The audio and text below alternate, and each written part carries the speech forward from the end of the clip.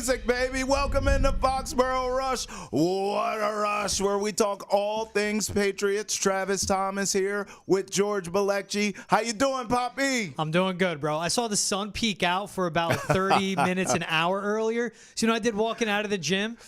Instead of getting home, showering, getting ready, took some time, found a park, got some GTL and got the T part. All right. Now we're doing the P part podcast, so I'm loving it. You know, it's interesting. I thought two things today. I thought, wow, George looks tan, so there you go. And then I thought, it's a little musky in here. It's a little tart. So you picking sitting out in the sun over showering, hey, I noticed the tan, but I also, you got a little funkiness today. I showered. Redact that. What is it? Kill it. Kill it. Kill the last 15 seconds. I showered. You don't want that out there in them streets that you funky, man. It's whatever. You smell great, George. You really do, as always. Let's start with Mike Onwenu, who, look, he signed an extension this offseason. He represented himself, which I know we can both appreciate as people who have represented ourselves throughout our career. This guy gets an extension, but he had some interesting quotes here, George. I want to read to you. Throughout the whole process, we spoke about me playing tackle. And even after I signed, that was still the same thing. So under my notion, I'm still playing right tackle. George, who's on left? Who's on first? Who's playing left tackle here? So there's still some question marks there, right? Yeah, for sure. And this is Mike Onwenu, a guy that started at right tackle, right guard, left guard, and even the tackle-eligible tight end spot over his career. But last year, when they had a turnstile all across the offensive line, with Trent Brown checking in and out on the team of wanting to show up and play, Mike Onwenu even going down to certain points, and to begin the year, him at right guard, having Vidarian Lowe at right tackle or Calvin Anderson, he shined through in his 11 starts. Looking at those numbers from last year, 11 starts for Mike Onwenu, 3 sacks allowed, 1 QB hit in 11 games. Vidarian Lowe, Calvin Anderson, in 6 games, 5 sacks, 6 quarterback hits. Right. It was no shock to anybody. We've seen it throughout his career. Mike Onwenu is their best right tackle since he's been drafted, and he's been great at right guard too. But it's the money they gave him. You talked about representing himself. 3 years, $57 million, with $36.5 million guaranteed. That's top 10 money at right tackle or left tackle. That's right. So you're playing him to be a bookend guy either side of the line. But you mentioned the quote. He said, it wasn't spoken to me. He's going into this season like, I'm playing right tackle, I'm pretty sure. I haven't heard otherwise. He said this too, and this is what jumped to me. This year, I wouldn't say no for playing left tackle. Yeah. Definitely with practice and trying it out, I definitely think I could. That says to me he hasn't been practicing to do it yet, even though he's in the building, working out, they're beginning their OTAs. He's going to be their right tackle. Like you said, it's a question of who is their left tackle. Now, if their plan was Mike Onwenu to be their left tackle, well, you'd want him practicing those moments, those movements, those motions, you would have those said that from the onset too, right? Exactly. Right. You go to him, hey, Mike, you've been great at right tackle the last few years. We love you there. But when you go home, this is an exit interview thing. When you go home, start practicing being a left tackle, all those different movements with your trainer. Start working that. So when you're in the building, we'll start working with you. And we'll have our offensive line, our new O-line coach, our new offensive coordinator start working you with this. It sounds like Mike Onwenu would be at right tackle, because if you wanted him to make the switch to left, you would want him doing so already. And the reason I pointed out his versatility, that's the value Onwenu has brought to Foxboro. But playing left or right guard, that's pretty easy to do, given for the guys that can pull it off. Right. Because either way, when you're pulling, you're going left to right. Your stance is the same in a 3-point stance. That's a lot of those movements, you have to go left and right at that spot. But if you're a left tackle or a right tackle, your first step is the same every time. Your stance, whether it's pass pro or run blocking, is the same every time. Right. And all the motions you go through is done one way. To flip to the other side with that muscle memory, that's really hard. Yeah. Now you're saying who's going to be the left tackle. I think it's Caden Wallace, a kid they just drafted out of Penn State. It's going to be, but that's going to have to be a switch too. 24 years old. You didn't love that pick. I didn't love the pick because you need a left tackle. But 24 years old, 40 career starts at right tackle at Penn State. But Elliot Wolf, when we're talking quotes here, when he was asked, we feel like Caden has the athleticism to play over on the left side. Really, Olufashinu, who's the 11th overall pick, went to the Jets, is a reason he played right tackle. Yeah, Caden Wallace came in. That's a guy, in high school, played either side, whatever he did. But yeah, Olufashinu was a first-team All-American, the second-best offensive lineman in this draft. He'll push you to the right side. But still, Caden Wallace, 24 years old, 40 career starts at right tackle.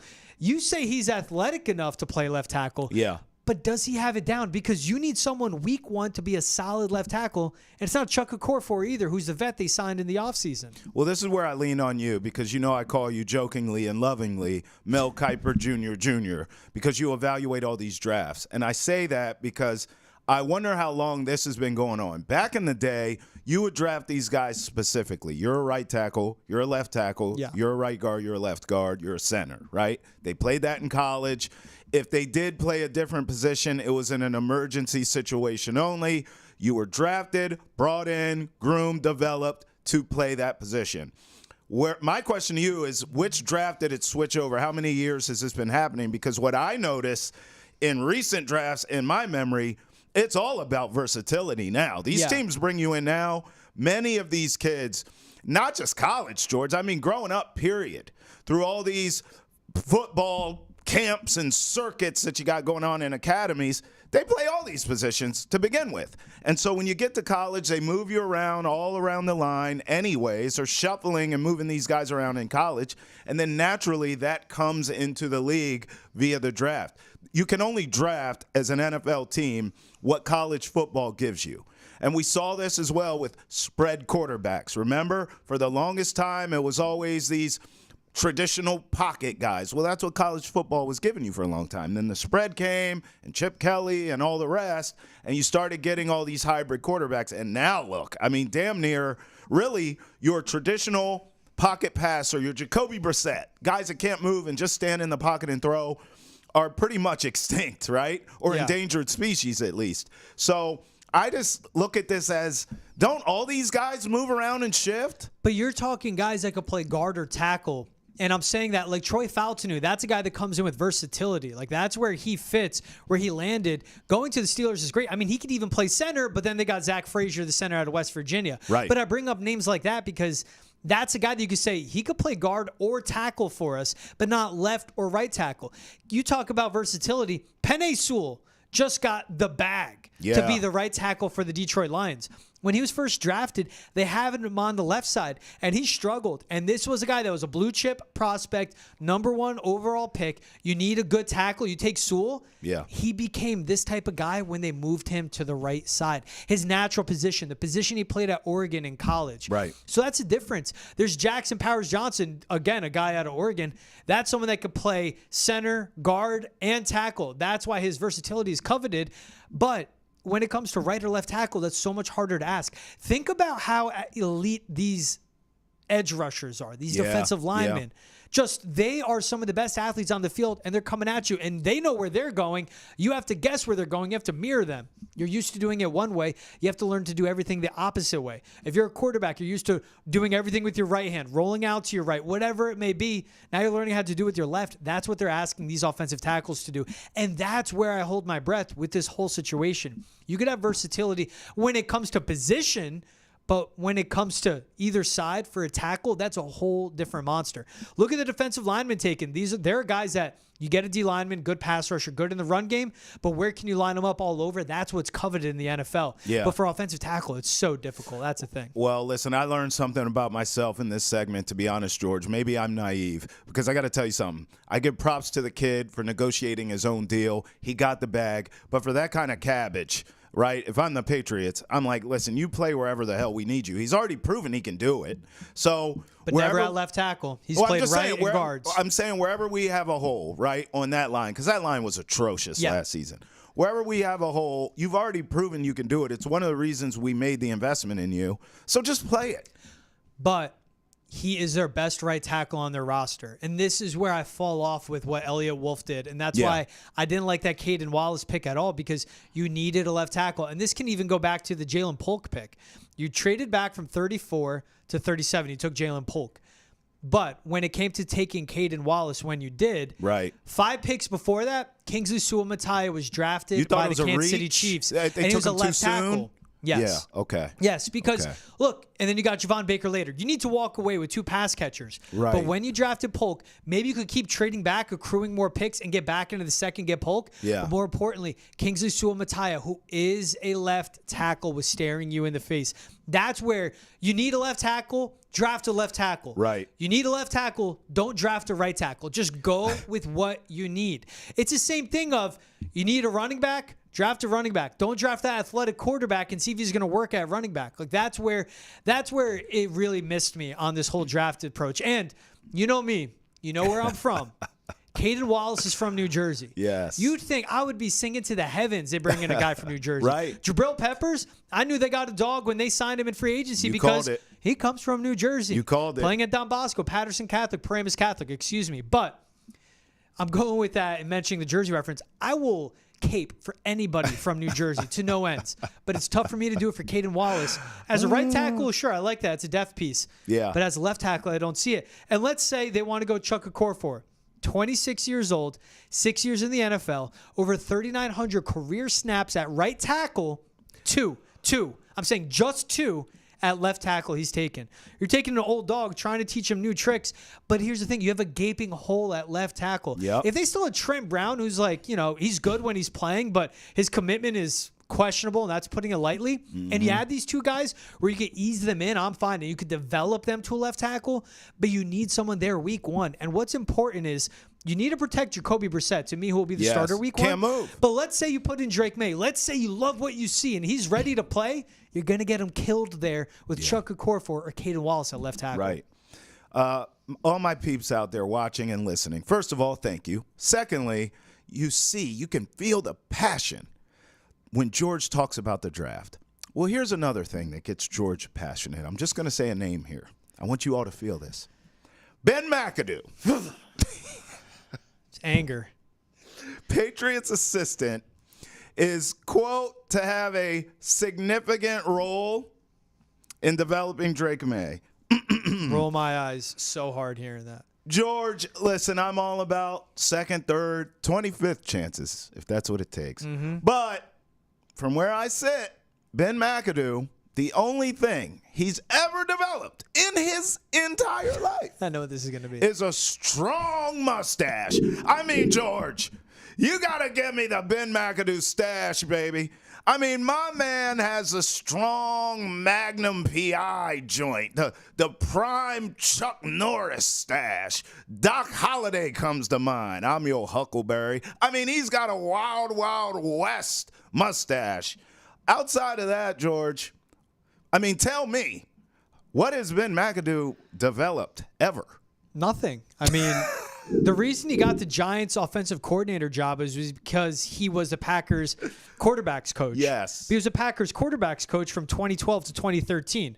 Aaron Rodgers was in year 5, year 6 of being a starting quarterback at that point. He's already developed. Yeah, he didn't develop Aaron Rodgers. Now, if he was the quarterbacks coach in 2006 when Rodgers was drafted, and keep in mind, Aaron Rodgers had to sit a few years. His footwork was terrible, but his arm talent was off the charts. Sounds like a Drake Maye type prospect. Then I would be in line with this. Think about this. Aaron Rodgers, when he was in JUCO, before he got to Cal, his highlight reel he was sending to coaches were interceptions because they were such deep passes.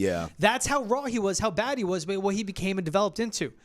When he was drafted, Ben McAdoo was a tight ends coach for 2006 to 2011 for the Packers. Interesting. In 2012, his first year as a quarterbacks coach, Aaron Rodgers had the most interceptions he ever had in a 4-year window. So 2 years before, year 3, boom, McAdoo, your quarterbacks coach, most interceptions. Years following, that year, 2012 is your most. Giants offensive coordinator, and guys, this is why I can't stand Ben McAdoo. We spoke about my experience as an intern for the New York Giants. That was Ben McAdoo's first year as an offensive coordinator as well. And let me tell you what the offense was. Run, 1 yard. Run, 2 yards. Halfback draw out of the gun, 3rd and 6, punt. Yikes. And that happened when he was a head coach too. What this guy was bailed out by was Odell Beckham Jr. Not being serious. And where Eli, right? He would have 2 catches, have 85 yards, one of those being a 65-yard touchdown. Right. And that's what would get him out of a game with a win. And that was it. But that's all he had. He didn't develop anyone. Let's keep going. Giants head coach, 2016, 2017. They went 11-5, then 3-13. He was fired midway through that second year. Steve Spagnuolo took over. Spags. Odell Beckham Jr. in 2016, 1,300 yards, 10 touchdowns. All right, so when was he a quarterback's coach, or was he around a good coach? Jaguars, 2020. Gardner Minshew, Mike Glennon were his quarterbacks. The hell did he do with them? Yikes. Nothing. Minshew left Jacksonville. Yeah. This is what gets me, too. A quote from Cameron Wolf from NFL Network. This is the guy reporting all this. Yeah. Quote, they hired him, Ben McAdoo, for a reason. They think he's a quarterback savant. He's been a former head coach, and there's a thought he can help develop Drake Maye. Savant? Savant. Interesting. Here's the savant is crazy. Definition of a savant. A very learned or talented person, especially one distinguished in a particular field of science or the arts. Yeah, he has the art of faking his way into job to job. Ben McAdoo is not a savant. If anything, Ben McAdoo is a fugazi. He's been in that since he's been in the NFL. Aaron Rodgers, just being in the same room as him, got you that job with the Giants, and you were out of there in 4 years. You were an awful OC, but the Maras didn't know what they were doing. They're not a good ownership group. Right. They fired Tom Coughlin, elevated you when you had one of the worst offenses in the NFL. Yikes. And with a year and a half, they learned their lesson and fired you. You bounced around just because the NFL is a bunch of retread, and you got buddies everywhere. So you bounced to Carolina. You bounced to Jacksonville. You've sucked every step of the way. Yeah. And now you're going to be a quote-unquote savant? Ben McAdoo, you're not a savant. You're a fake. And keep him as far away from Drake Maye as possible. This isn't going to help the kid. Sure, there'll be input that he can give. Yeah. But to be the guy where you say he's heavily involved. Nah, he can't be the guy. You're doing this because Alex Van Pelt is a first-time play caller. Right. He has a lot on his plate. T.C. McCarthy, their quarterback's coach. Yeah.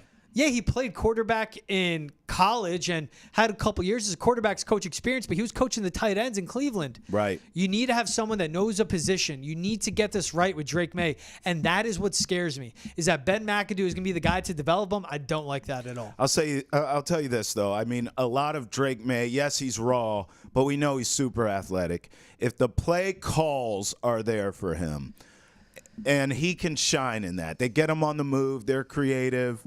You know, I understand in this league, you have to be able to stand in the pocket and make the throws, read the defense, of course, right? That's quarterback 101. But Drake Maye's strengths are his arm strength, moving around, using his feet. So if the play calling is there, Ben McAdoo could probably resuscitate his career in a sense of people will give him, maybe not warranted, but people will give him credit for, I'm using air quotes, developing Drake Maye, and then he can go somewhere else, George. He's out of your hair.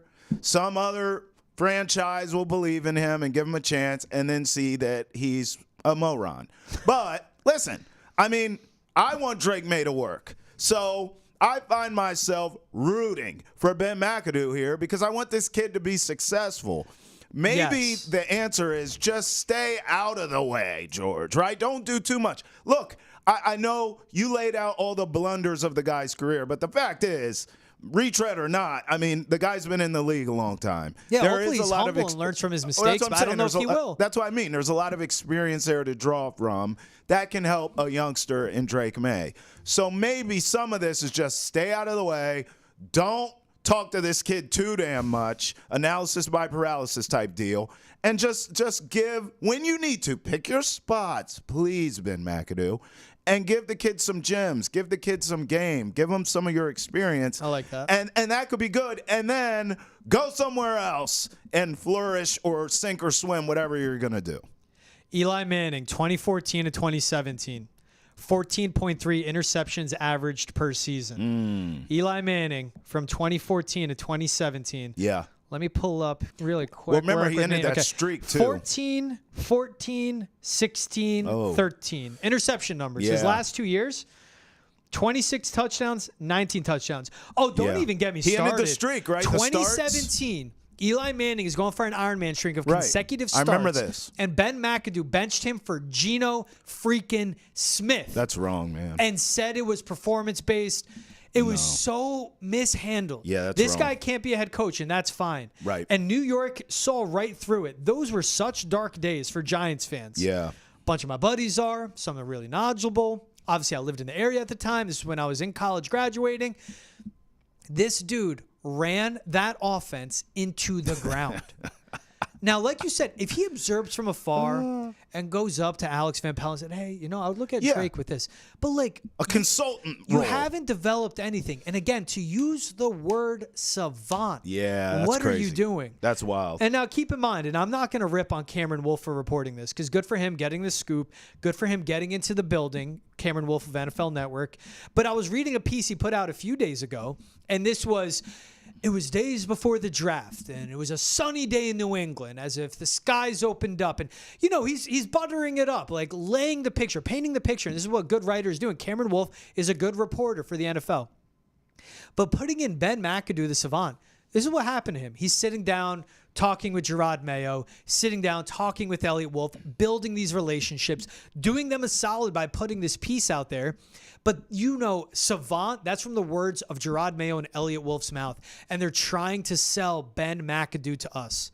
But don't mock our intelligence. Don't insult our intelligence. He's not a savant. Right. This is one of the smartest sports cities in the world when it comes to Boston. Yep. And you're one of the biggest franchises in the NFL. Yes. Where you put the spotlight on New England, you say Ben McAdoo is a savant. People are going to look right through that BS. So I understand why this was put out. And savant, that's not on Cameron Wolf, the reporter. He's reporting what he was told. Yeah, he's Good doing job what he's on him. supposed to You do. got this exclusive. You got this scoop. Good on you, bro. Keep putting it out. Keep getting everything. Keep moving up on the ranks. But to Drake Maye and Elliott Wolf to say that, that's just straight lying. Now, it's interesting. You and I talked after the draft when Drake Maye's drafted, and we said this shouldn't be an open competition for the quarterback position. It should be Jacoby Brissett from day one, develop the kid, Drake Maye, see what happens. But Jacoby Brissett had some interesting quotes here. Quote, "It's all out of my control. So I don't really worry about that. I'm excited to have him on the team and other guys as well that we drafted and picked up. I think it's going to be good." So it sounds like he's actually hearing more like this could be an open competition type thing, and he's just eager to get out there and prove he should be QB1. Do you feel as though this will be a quarterback competition? Because on draft night, you and I both agreed, give the kid some time to marinate. Yeah. He needs some seasoning on him. Yeah. We both agree. But if you remember, we did disagree on timeline. We both kind of argued about this of, hey, listen, my thought process is your defense is going to be good enough. If you're a month, let's say, into the season, you're hovering around 500, your defense has had you in games. I think Drake Maye is a dynamic enough playmaker at the quarterback position, more so than Jacoby Brissett. I would make the switch sooner than later in hopes that he gets settled in. We can get some of that Drake Maye athleticism, big arm magic, and maybe rattle off some wins and be in position for a playoff hunt. You, if I'm not mistaken, correct me if I'm wrong, you want to punt on the kid's rookie season almost and really maybe play him the last month of the season when you're out of contention. Yep. I mean, you hear these quotes from Jacoby Brissett.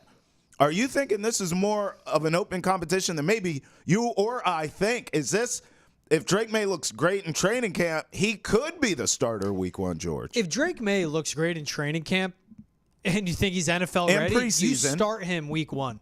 Okay. Because if Drake Maye looks NFL ready, Drake Maye is better than Jacoby Brissett. Right. You know what you have with Jacoby Brissett. Good game manager. Okay, solid pocket passer. Yeah. Good leader. You He's bring not him into dynamic. the quarterback room. No, and he's at his ceiling, which is like an okay starter. He's, Right. a bounce around journeyman, Bridge back guy. up to starting quarterback. That's Yeah. fine. But what Brissett said, too, on quarterback battle, that's all out of my control, so I don't really worry about that. I'm excited to have him on the team, the other guys as well. We drafted, picked up. It's just like, that's like a Belichick answer.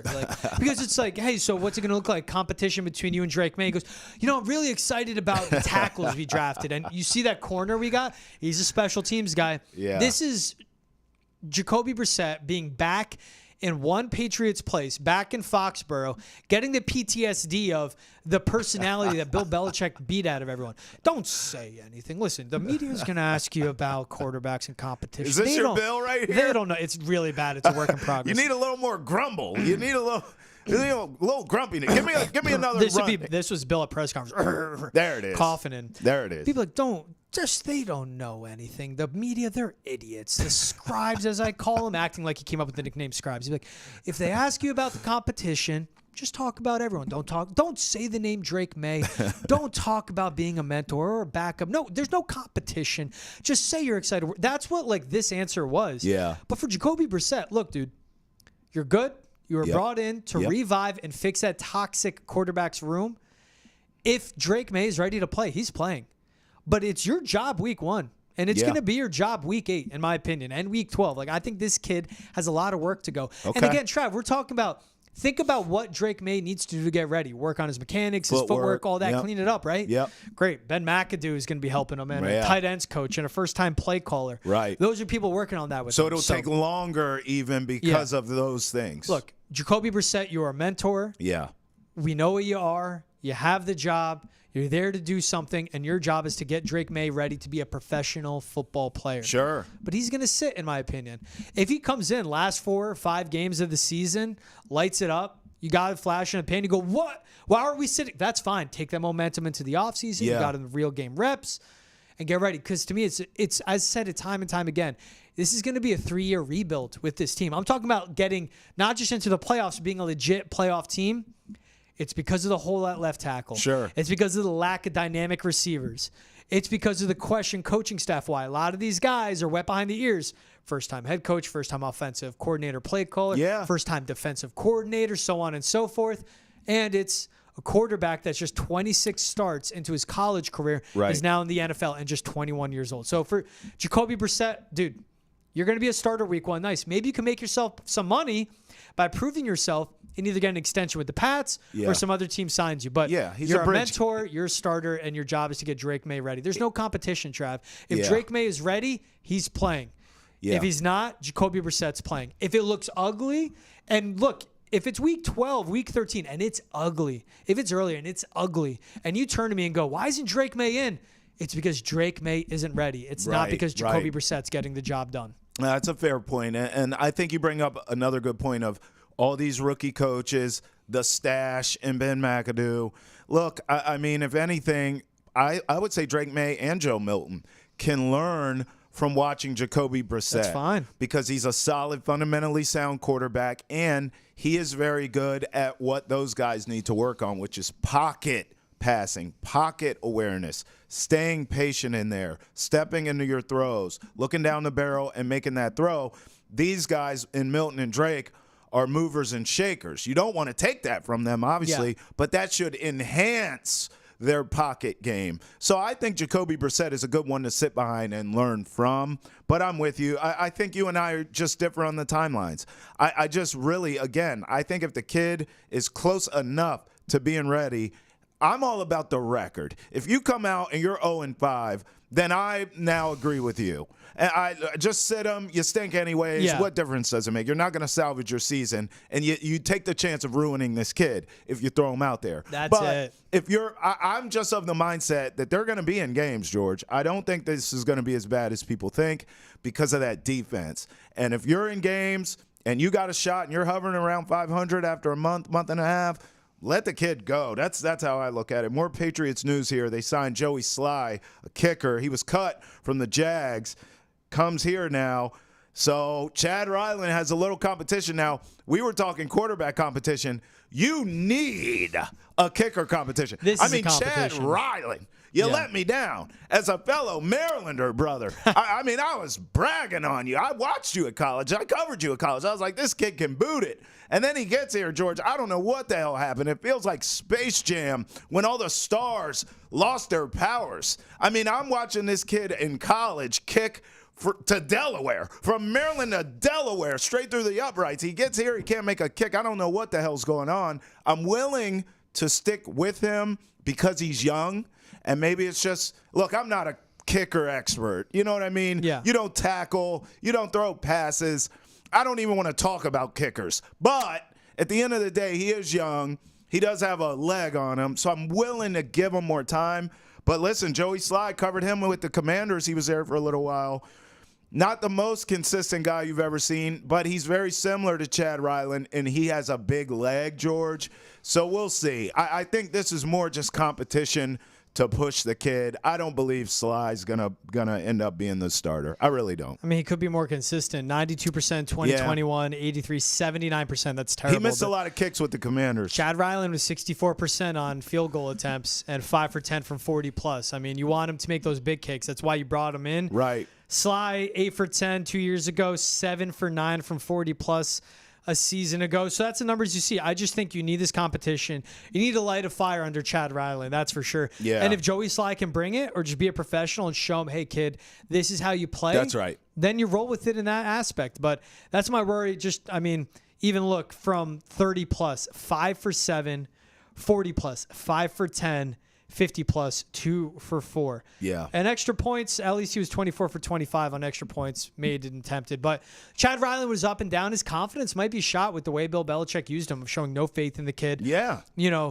When it looks like, hey, so when you could walk away with 3 and putting them in and battling elements, but he just looked all over the place. So whatever was happening with Chad Ryland, he needs to fix and find his confidence. And, remember, there was, a pretty high draft pick was used on Chad Ryland. So, Belichick, again, it shows a flaw of what he had last draft. Going 3 interior offensive linemen, taking a punter and a kicker, and these weren't 7th-round picks when you should take a kicker. He's taking 4th, 5th, 6th round, and he might have ruined the kid in a year. Bro, I mentioned this. I mean, this defense should keep you in games. The field goal kicker is so important because that could be the difference of winning and losing. Fourth round pick for Chad Ryland. For all the latest on everything Boston sports and pop culture, roll with us on Boston Has Entered the Chat. We're available wherever you get your podcast. Check out the full episode on YouTube and Facebook. All right. Hey, I'm fired up, and I know you are, for this Tom Brady roast this weekend. So I saw this. There are odds out. You can bet on the Tom Brady roast. I just want to run through a few of these with you, George. Surprise roasters. I'm going to throw you some names here. Here are the favorites, of course. Peyton Manning, Eli Manning, Jason Kelsey. We understand that. Michael Strahan's up there. Here are some long shots, though, okay? Michael Jordan, 25-1. Nick Foles, making an appearance. Philly, 33-1. Alex Guerrero, that's hilarious. 33-1. Robert Kraft, 50-1. Aaron Rodgers, 75-1. Would you bet any of these? Rodgers, no. Kraft, no. He won't be in the same room as Belichick. Yeah. Jordan, 25-1, I can see. Yeah, because me if you too. get one, go get another. Tiger Woods, 25-1. No, I don't think Tiger would do that. The one that gets me in all these I like is actually, I'm cutting down my odds by a lot. I like Matt Damon, 6-1. I do too. Sneaky, funny guy. Yeah. Boston guy, of course. Wahlberg's 5-1. I think Wahlberg's going to be right? there. That's a one. Like, why not? For him, he doesn't have much else going on. Yeah. I can see a Bill Simmons 12-1 too, but yeah. Rodgers, he's off doing a darkness retreat. Robert Kraft, he's down in Jupiter, Florida. Alex Guerrero, he's selling snake oil. Nick Foles, he won't do it. Michael Jordan, Tiger Woods, I don't want Josh McDaniels up there. That'd be so awkward. No. I'm trying to think of who's funny, Bro. None of those guys on the bottom are. Well, you just mowed that list down. First X to get mentioned. Obviously Gisele's a favorite. Yeah, it's a lot. Minus 200. Jessica Simpson, 16-1. No, Did I miss something? You see who's that? He dated Jessica Simpson? I don't remember. It must have been early. I guess. Good for him. You see Tara Reid, 5-1? Remember what I said? Yeah, that's happening. I'd make that bet. But it's first X to get mentioned. Right. So it's Giselle, but Tara Reid's going to get a mention, though. You know that's coming, right? Because that is funny. Oh, Giselle's coming. I like your ghost appearance. Giselle out of nowhere shatters glass. I need it. The world. You know what, George? The world needs it. We all need to believe in love again. Yeah. I need Giselle to show up and say, Tom, let's get back together. Maybe Al Green starts playing. Let's stay together. How about this? First guest to roast Brady. Bill Belichick, the favorite. Gronkowski, Ben Affleck, 4-1. Randy Moss, 4-1. Drew Bledsoe, 5-1. Julian Edelman, 5-1. Who would you bet there? I'd go Drew Bledsoe because you're going to start out soft and you save the heavy hitters for the end. Yeah. Belichick's going to be the last one to go. He has to be. So I think Drew Bledsoe because, it'll be great the roasting because Brady took his job. Yeah. And then he even earned it back with the AFC Championship game coming in for a hurt Tom Brady winning the game against the Steelers. And Bill Belichick took it away again. Drew Bledsoe was really salty about that. Yeah. But I think they start with Drew Bledsoe, so I'll go 5-1 because he's an early guy. He's a low-key name. No one, like people outside of New England, they forget he even exists. And good for him. He's making wine out there in Napa. Oh, but I want to go. No, it's not Napa. It's in Walla Walla, Washington, which I think he might be from there. Listen, George, I'll be honest with you. You know I'm a wino, right? I want to go to his winery. So I think it's called Doubleback Wine. I want to go there so bad, George. All right, let's do it. But here's the problem. If it was in Napa, I'd go. It's in the middle of nowhere, Washington. Like you can't go to his winery and then do some other cool things while you're but it might be like small town Washington. That actually could be a gem. Exactly. I don't want to do that, George. Okay. I'm saying if you go to his winery and you tell me, hey, while we're in town, let's go check out A, B, and C, I'm in. I can make that a trip.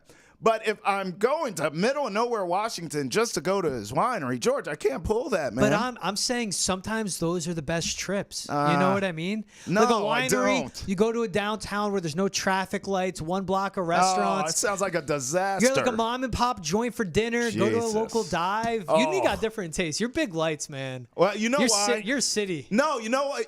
I got this figured out, George. This is an epiphany. It just came to me. I'm a country boy. Yeah. You don't want to go back. So I love the city. You're a Jersey kid. Yeah, so I grew up 20 minutes outside of the city. This is so serene and nice. Quiet. I'm like, get me the hell out of here. Dude, where are the night spots? My favorite thing to do is just sit somewhere, look at a body of water. But like birds chirping, air is clear. You see the stars at night. Please. You don't want to go camping? Hell no. All right, so hold on. We'll talk to our producer, Brendan, on this one. We need 2 Foxboro Rushes remote. One from Drew Bledsoe's winery. Hey, that could be a good time. Hey, now you're talking. Get annihilated off Drew Bledsoe wine interview. Okay. He can give us stories. Drew, if you're watching, we need you, baby. And then the second one, middle of nowhere, Vermont, up north, not Stowe, outside of Stowe. We're camping. That's going to be the second one. Oh, God. Yeah, you hate that second one. Listen, it would be entertainment. It would be entertaining. I promise you that, George. Here's another one. First word said by Tom Brady. Yes, you can bet this stuff. You can bet this stuff. Hi is the thing. Hi, my name is Tom Brady. You can bet this stuff 2-1. Hey, 3-1. The S word 12-1. I feel like he's gonna cuss, right? Could he not say, let's bleep and go? I mean, that's not even on the board. An option is let's. I mean, that's got to be on the board. I'd go with what at 8-1 because I think he just walks up to the mic and goes, what the F, right off the rip. You know? That's what I would do. I can see that. That's a good bet. It's going to be, I think it's going to be something cuss-worthy. I'm with you on that. How many Super Bowl rings will Tom Brady wear? Now, 0-3 is a heavy favorite here. I don't understand why you wouldn't bet all 7 at 5-1, and then 4-6 is 6-1. I would bet all 7. Anytime I had to think for a second, how does he wear all 7? I forgot we have 10 fingers. No, but I'm saying anytime someone starts roasting me, which will be the whole night, right? Whenever I would feel uncomfortable, because just go like this. Everyone's bringing it. Yes, you just hold all the rings up. That's all you got to do. You don't even have. You just smile and you just hold all the rings up. That is the ultimate. You can roast me, but I'm still Thanos. I have every single Infinity Stone in this gauntlet. All of them. I think, why not all 7? Right? Why? And now, maybe he rolls in with 1 and is like, people rip on him, bring up like an Eli Manning. He puts another on and another. And like you said, like Thanos, by the end, he has all the rings on his fingers. All right. And I would only use it when I'm uncomfortable, like when it's hurting me. You know what I mean? Because you got to smile through it. But when they're ribbing me and it's really getting to my feelings, I would just hold all the rings. So you know what I'll do on this one? I'd stay away from this bet, because what if I bet all 7, but they're saying what does he show up with, and he shows up with 1? So then that minus 1,000 hits. You're out on a 5-1 bet. By the end of the night, he wears all 7. I don't like the language here. So I'm staying away from this one. You feel me on that? Sometimes the best bet is to not make a bet. I do. All right, how about this? Mentions of Tom Brady unretiring. This is interesting because he's already talking about it. Oh, over or under 3.5 times. I'm taking the number. Over. Yeah, over. Over, right? I was thinking like 8 times it's going to happen. Yeah, at least. So I'd hammer this one. Mention... I hate my life. Mentions of deflated balls. Don't say that. Over. This is crazy. Over under 4.5. It's got to be over. That they're going to use that, George. Deflategate, come on.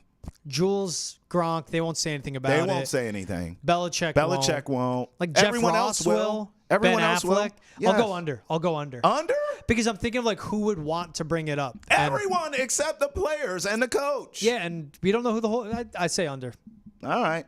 We disagree on that one. How about this? Will Gronk spike something? Yes. Yes is a heavy favorite. No, plus 150. But don't bet $200 to get $100 back. Right. He's definitely spiking something, You know what he's going to do, right? What? And spike something. His Gronk laugh and do that.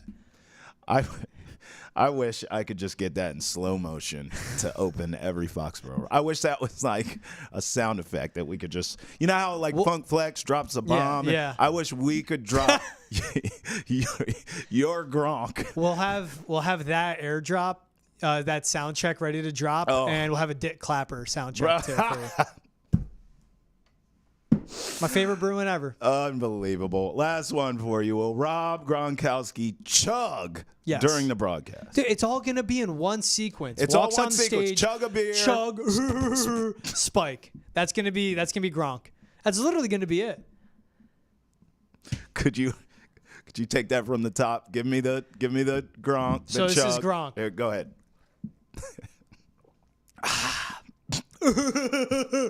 Spike. Boom. That's going to be Gronk right there. I don't know if I've told you this lately, but I love you, George. Love you too, T. And I never want you to change. I don't think you're capable of change, so I'm pretty sure you're going to stay just the way you are. Unfortunately, I'm stuck like this. Yes. I don't know how I got to this point. I feel bad that I'm affiliated with my mom and dad because they're amazing humans. Hey. Don't know how I have a girlfriend. Count that blessing every day. So I ain't changing, bro. Shout outs to your whole squad. They are fantastic people. All right, let's close with this. Justin Fields. Is there a more disrespected quarterback in this damn league? Now, you know I love Caleb Williams. Yeah. I love him. So the Bears made the right decision. Yeah. But I never felt like Justin Fields got a fair shake with Chicago. Technically, George, he was improving. He wasn't there long, but he improved each year he was there, and they certainly did not give him the weapons that they gave Caleb Williams. They gave him DJ Moore and said congratulations, and DJ Moore turned out to be a viable weapon. Meanwhile, Caleb has not even played for your franchise, and you move heaven and earth for this kid. So I didn't love that. Then he goes to Pittsburgh, and I'm thinking, all right, he gets a fair shake. He can compete with Russell Wilson. He may beat Russell Wilson out of the job. And then I get this report. Special teams coach there has discussed Justin Fields returning kicks. George, what the hell is going on with this kid's career? What's going on? 4.45 40-yard dash in the NFL George, he's combine. a quarterback, bro. He looked sick in the open field, though. I mean, he was a very good You're behind runner. this? You're with this? I understand why it's a thought because he's one of the best athletes on the team. He also just happens to be arguably the best quarterback on the team, too. So there's the issue. Oh. That's not an issue. But how's that an issue? If you're starting that Russell Wilson guy, another Fugazi we can mention, then you're like, all right, let's put him back there. But I don't think it doesn't happen. They have Jalen Warren. They have Najee Harris. They have Cordero Patterson now on their roster. But then why is the whole reason that guy's on a roster is to return. Why is the story out then? It's definitely being considered. It's from Jalen Warren. It's just players saying too much on podcasts, They give anyone podcasts.